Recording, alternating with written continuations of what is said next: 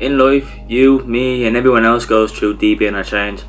The transformation to slide into a new skin multiple times over and over again.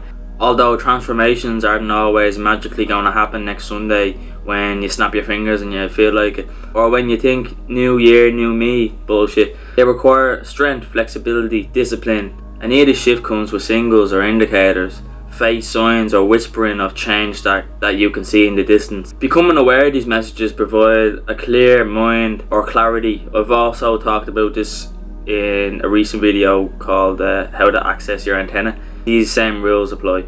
To prepare yourself for this upcoming journey, well, you steer down life's road paths or commonly run into unexpected situations, particularly when you are on the edge of transformation. Out of nowhere, randomly, the agreements with yourself just break. Interactions with friends, family take unexpected turns. You see yourself just spilling into the unknown, or even emotional spaces that you once thought were safe. At work, you may begin to experience new challenges as you are literally changing who you were into a new updated version, and this can question all your unshakable beliefs.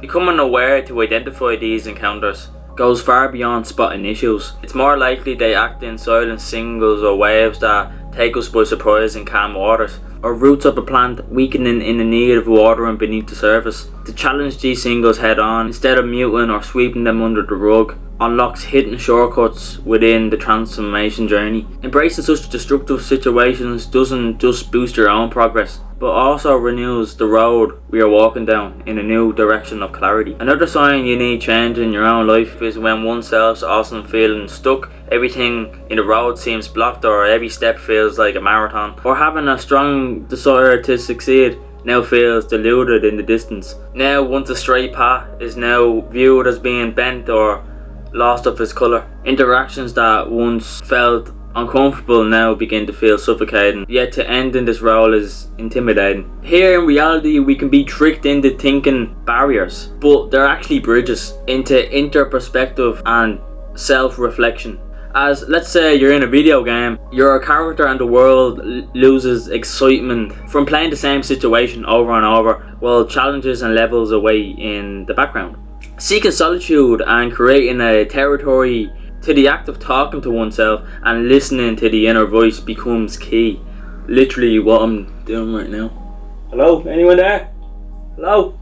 But I couldn't out like shitty habits like procrastination and from the material world, and to withdraw from external pleasures that are like don't rely on anything outside yourself except for like clothes, food, water, all the survival needs and all that, but like anything like apps and computers and stuff like that, it's just a form of muting the potential update level version in yourself. It needs to be updated, but they just bring procrastination into it and you're just muting it down, but it has to happen at some point.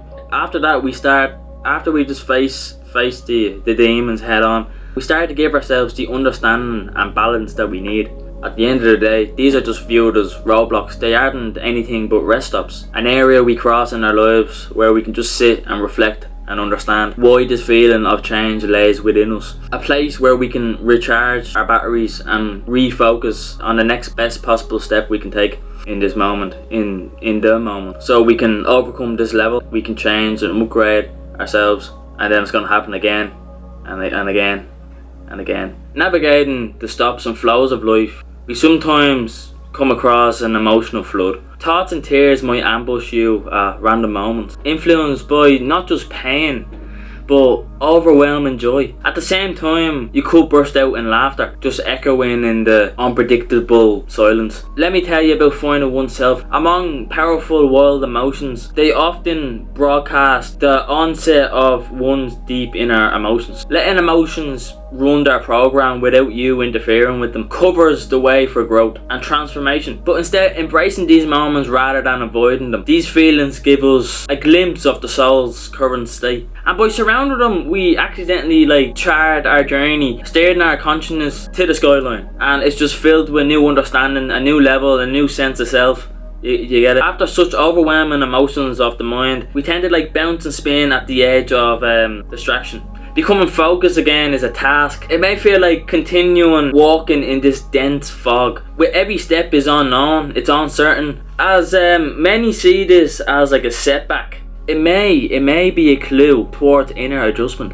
See, taking time to pause and just listen to oneself to receive what direction should I go in this fog. Just sitting there alone, processing what you're thinking can really like refresh and renew your own vision on what direction to go. If you just listen to yourself, it will literally tell you the way. See, with this strategy, we don't just like sense direction again, but we also get insight of our own nature of this loop that we're in. Continuing on from these moments where focus is just heavy, like a melody starts playing in the background, because this loop, it's like listening to a lyric of a song over and over and over again. It just you become so aware of it.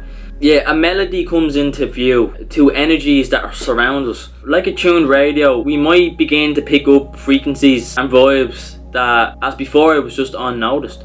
Large groups of people, areas with traffic, with this tuned awareness now becomes overwhelming. It's intense, it becomes sensitive. It isn't just a temporary phase, but a deeper connection with the intuitive side of us. When you're at this point, or you've been here before, rather than being synced by the noise around us, finding support and solitude in this company, we like receive like this positive energy. As spaces, environments don't just shelter, and they like allow growing of insightful wise inner soul of the psyche, of the spirit, or whatever opposite is the body and flesh. It's like this frequency, this wavelength we're tuning into. Another way to explain this would be kind of this improved version of a captain to set sails across the sea of transformation. You suddenly see the old habits of this captain suddenly loses the charm and becomes uneasy, and the waves begin to shift from calm to pain.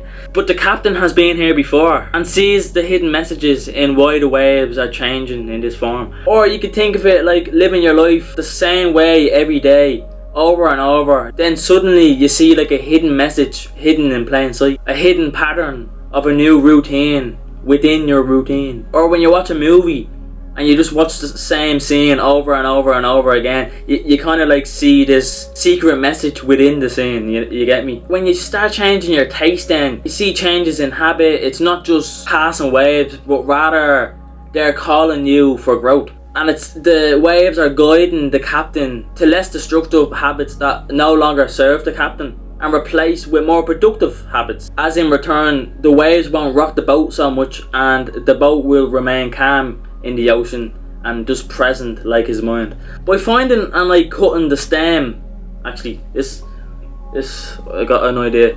Oh yeah, finding and cutting the stem of a toxic pattern in your garden will no longer grow. But if you just cut back the leaves when it gets too much, but over time, if it just gets too much, the leaves just start to grow and you cut back the leaves, but it's just going to grow back over time again. So it's important to find this toxic habit and just cut off the stem and kill it, and then just replace it with another good habit. There's many options out there.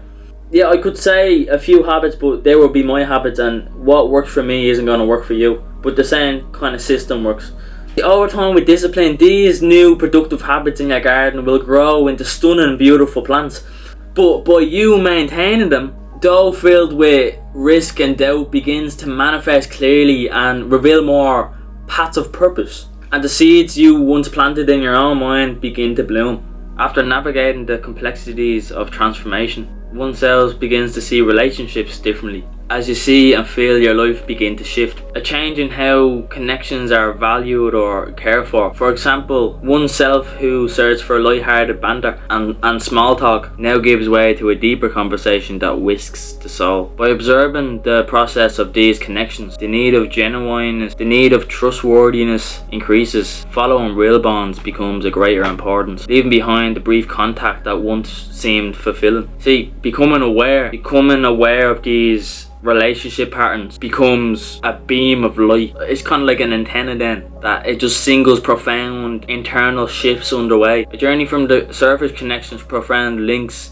mirroring the personal growth and taking place within. This is why we enjoy the company of others that reflect us, and we enjoy having conversations with people who we have conversations with ourselves. They remind us of ourselves. That's why we like them, because a similar point of view is being played out in front of us. Really embarking on a journey of self-transformation is not straightforward and obvious. Nevertheless, we make our own way across this path. These signs illuminate the process, acting as like bullet points of the inner upgrading. While tests, challenges will arise, these indications I explained today, grounding us in life as it unfolds in front of us, its unexpectedness as this happens. And the key is to remain focused so we are on the request for growth.